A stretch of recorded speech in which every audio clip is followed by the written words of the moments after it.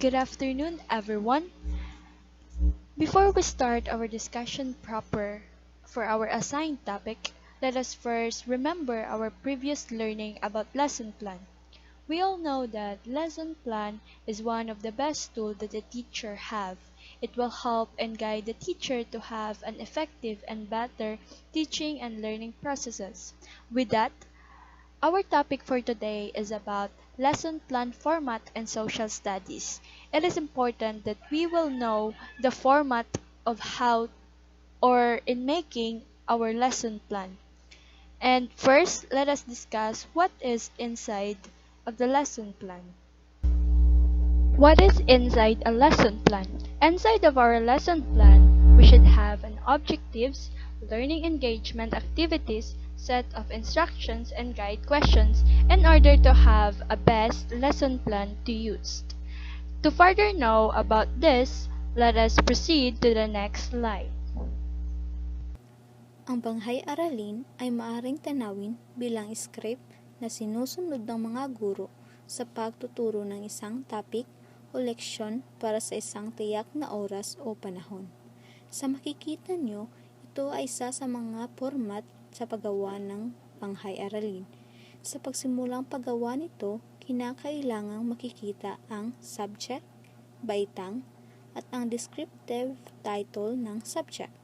Importante rin ang pangalan ng guro na siyang gumawa ng banghay-aralin, ang petsa at ang oras kung kailan siya ay magtuturo. Di rin dapat nating kalimutan ang section. Sa unang parte ng banghay-aralin, dito natin makikita ang learning targets o tinatawag nating layunin. Naipapahayag dito ang tiyak na pananalita ng mga pagkatuto o gawain ng inaasahang maipakita ng mga mag-aaral. Makikita rin dito ang mga estratehiya na nararapat gamitin at ilapat ng mga guro sa pagtuturo. Ang mga layunin ay dapat nakatuon sa tatlong aspeto. Una na dito ay ang tinatawag nating cognitive domain. Ito ay mga layunin na lumilinang sa mga kakayahan at kasanayang pangkaisipan ng mga mag-aaral. Tumutukoy rin ito sa mga pag-iisip na rasyonal, sistematiko at intelektual. Pangalawa naman ay ang apektibong domain o ang domain na pandamdamin. Nauukol ang mga layuning pandamdamin sa paglinang ng mga saloobin, emosyon, kawilihan at pagpapahayag ng mga mag-aaral. Ito ay may 5 kategorya: pagtanggap, receiving, pagtugon, responding, pagpapahayag, valuing, pag-oorganisa, organization, at characterization or characterization. Ang panghuli naman ay ang domain na psychomotor. Napapaloob dito ang mga layuning makakalinang sa kasanayang motor at sa pagsasagawa ng mga natutunan ng mga estudyante. Para sa ikalawang parte ng banghay-aralin, dito naman natin makikita ang nilalaman. Dito ay nakalagay ang mga pamagat o chapter ng aralin na tatalakayin upang higit na matuto ang mga mag-aaral at saka may mga gabay sila sa kanilang leksyon. Kalimitang ito nakikita sa mga aklat na may mga pahina na ginagamit ng guro upang masubaybayan ang kanilang pag-aaral sa pagkatuto. And now, let's proceed to kagamitan. Kagamitan is where we can find the sources or the materials that you will be using in your discussion. And it is important to put the sources or the materials that you will be using in order to identify if where or what kind of materials you'll be using and where does it came from. So for example, on the slide that has been shown right now is, for example, the letter A, the Batayang Aklat. So in Batayang Aklat, you will put the author of the book and then the siglo. The siglo is where the title will be put. Siglo means title, so the title of the book is the Kasaysayan ng Daigdig, and then you will put the publishing INC, and then especially you will put the page number.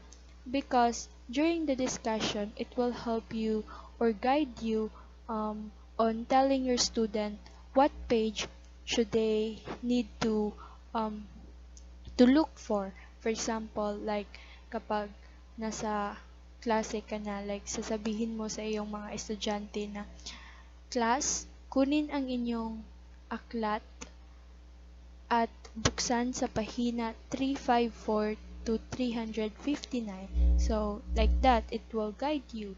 And then, also, you will put the online reference that you used during your motivational. So, it's either a video or a picture. So, you will put the link of the video or the picture that you will be using. Let us now proceed to proceso. By the way, we are using AFDT format here in our example. Proceso is where the proper discussion of the topic that you need to or you want to discuss to your student happen. So in proceso, first we have the explore.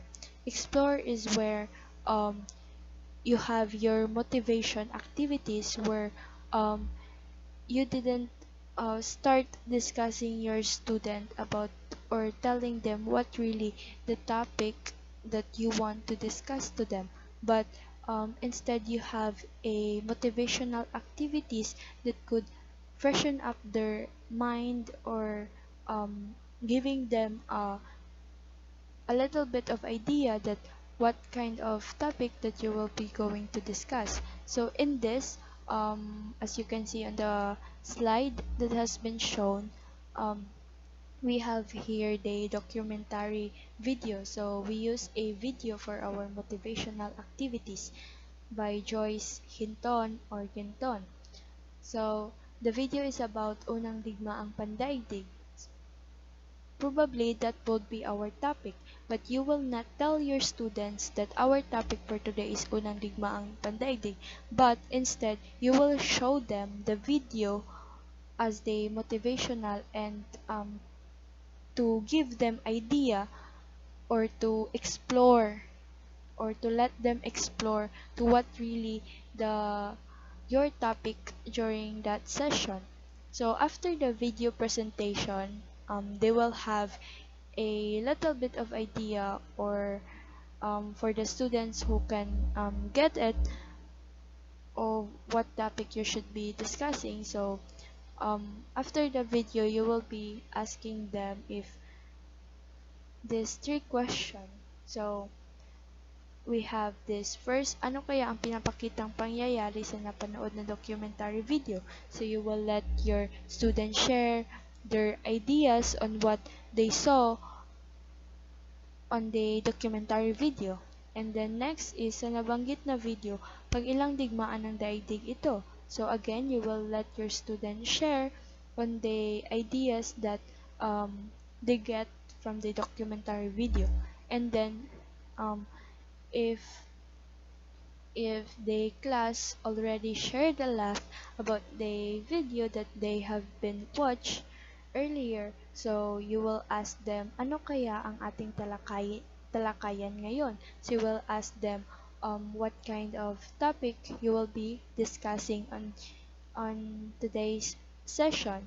So with that, the students will guess, the students will share their ideas, and that is where you can start your discussion. So that is where you will introduce them the topic that you will or you want to discuss on your session.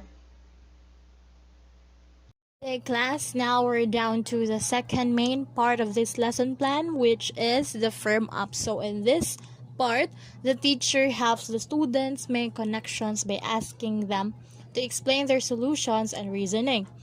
Comment on other solutions. Identify those solutions that uses the same concepts, same reasoning, same representation, or etc. Best way to demonstrate is through an activity. So in the firm up, the teacher shall first provide a variety of learning resources, Second, provide a variety of differentiated activities to validate responses to emotional quotient or EQ.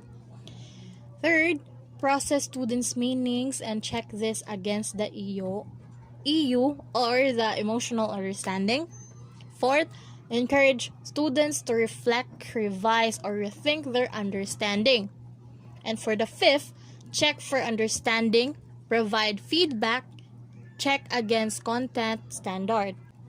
So the fear map, it also guides learners to acquire scientific knowledge, which is about assessing information. For example, what information is needed, where information can be calculated, and how information can be gathered, focusing on certain topic or concept. Fear map also enable learners to disapprove misconceptions, examine or assess prior knowledge, and begin to discover the validity of the tentative ideas, or the TI, to the emotional quotient. It also makes their understanding of the scientific method real.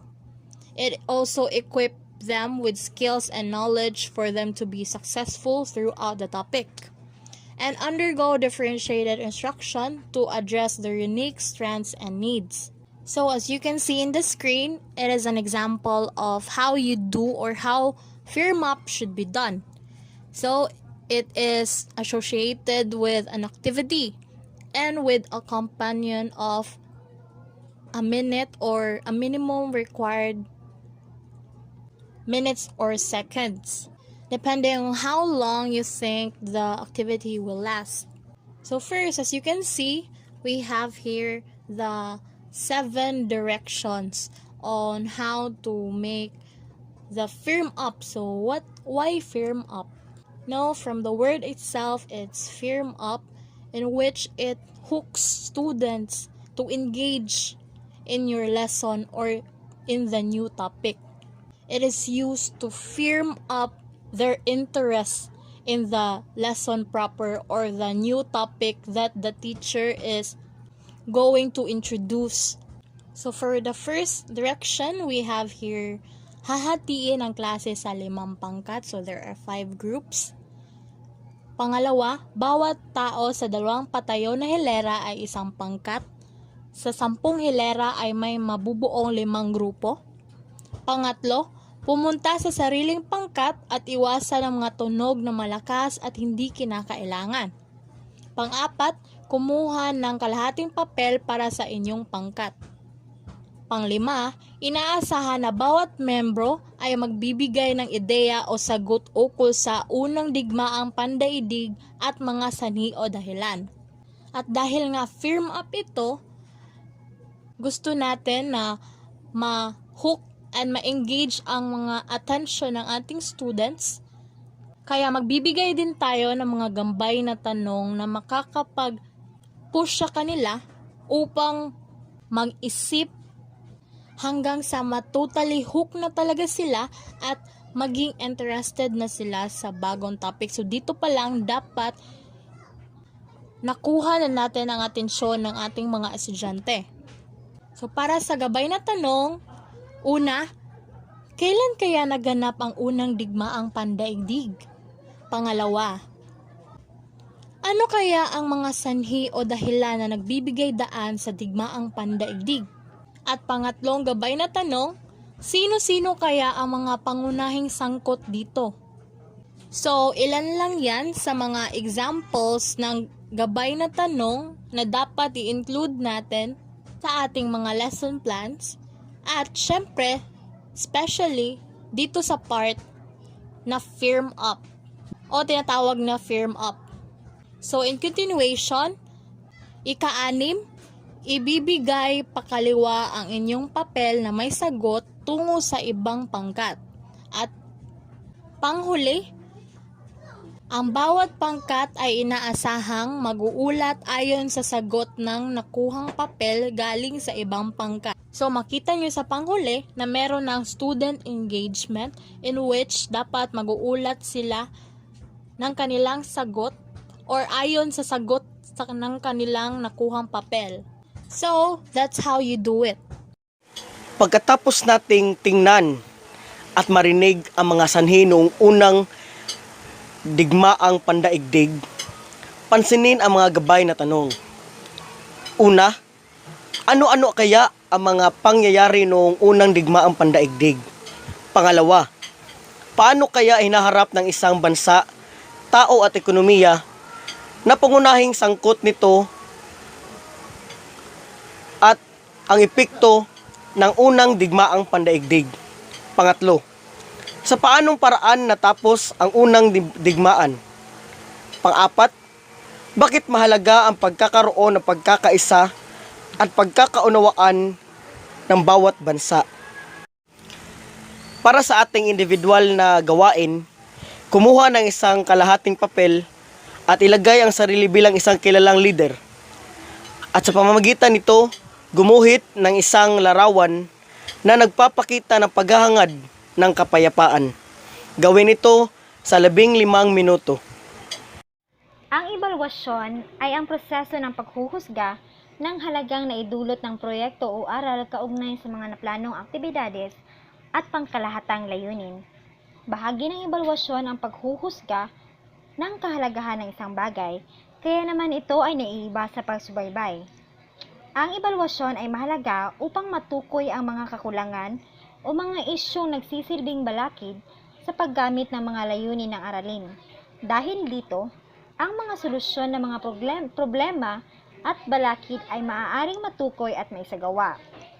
Mahalaga ang ebalwasyon dahil nakakakuha tayo dito ng mga leksyon o aral mula sa ating karanasan. Ang mga leksyon o aral na ito ay maaaring magamit sa iba pang aralin. Ito rin ang proseso ng pagbuo ng kahatulan, gaya ng kung gaano kahusay na naipakita ng mag-aaral ang kanyang gawain, upang masabing ito'y marapat o may kalidad. Ito ay tumutukoy sa pagpapakahulugan o interpretasyon kung ano ang kahulugan ng score na kanyang nakuha sa pagsusulit. Ang isang guro ay magpapakatamong ng ganito: paano ko mabibigyang halaga ang resulta ng kanyang pagsusulit?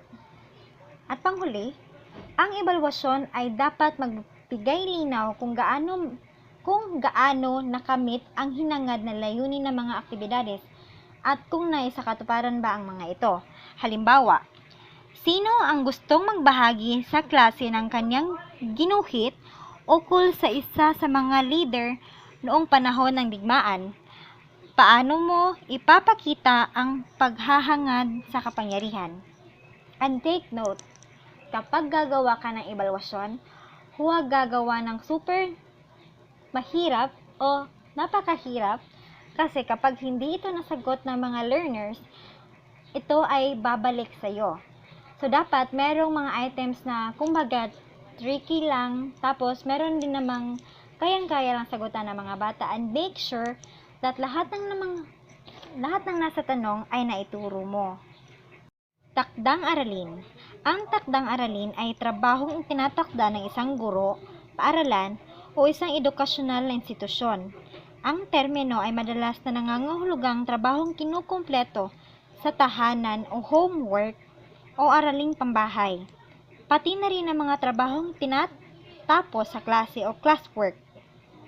Karaniwang ginagawa ng sa klase ang mga takdang aralin sa oras na ibinibigay ng instruktor. Ang mga gawain or exercises ay maaaring gawin sa tahanan o sa labas ng klase. Halimbawa, basahin at intindihin ang buong topic sa unang digmaang pandaigdig para sa panibagong aktibidades bukas. Kadalasan kasama sa banghay aralin or lesson plan ang mga tinatakda ng guro para sa kanyang mga mag-aaral. Ang layuning ito ay ihasa ang kalaman ng mga mag-aaral tungkol sa nakaraang aralin o sa mga susunod na aralin. Kapag may impormasyon ay pinapakuha mula sa pinanggagalingan, ay pwede itong isama sa sangguniang ginagamit. To sum up everything, so this is the example lesson plan that has been discussed earlier. So to review, in the upper part, we have this manghay ng pagtuturo sa Araling Panlipunan 8. So specifically, this lesson plan is prepared for the grade 8 students and prepared by grade 8 teachers. and then you have this the title of the book that you'll be using or that you use, which is the kasaysayan ng daigdig. So you have this teacher's name, which is the guro, pizza, section, and oras. After that, we have this learning targets. So in learning targets, this is your objectives. And then you will apply the cognitive, affective, and then the psychomotor.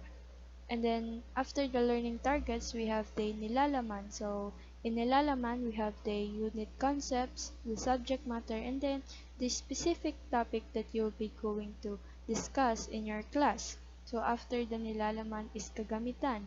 So as what I've been discussing earlier that in kagamitan you will this is where the resources and then the materials that you used will be put. So you have the what kind of book that you use and then what kind of website, and then you will also put the image that you will be using on your motivational activities on your or in your discussion. So by the way, we forgot to put the explore part, the proceso, and then we forgot to put the explore, but as what I've been discussing earlier, that explore is where you let your student explore what kind of topic that you will be discussing in your session. So in explore you will do your motivational activities in order to freshen up the ideas of the students and for them to know what kind of topic that you will be discussing on your session. So after the explore, we have the deepen. So in deepen, um, it is where you will also or you will probably put some. By the way, we also forgot to put the firm up. So the firm up is where you will have your activity. So with that you will let your students express their ideas about the certain topic that you will be discussing. So like you will let them do activities like group activities, and you will let them answer a few questions in firm up.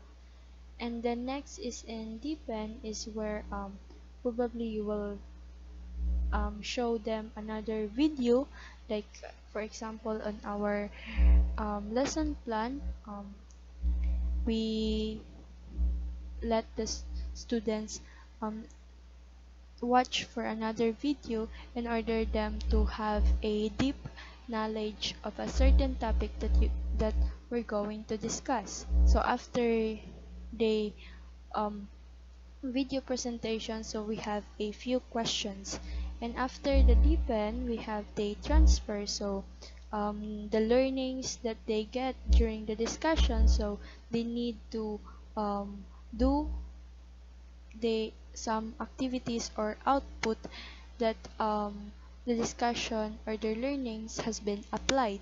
So after the transfer is the evaluation. So in evaluation is, so let's proceed to the other slide. So next is the evaluation. So in evaluation, you have a guide questions that will relate to the um, transfer, and then next for evaluation is the assignment. So you will give an assignment to your student. So that will be all. That would be all, everyone. Thank you for listening. Thank you for your time, and I hope you get something out from this discussion. Thank you.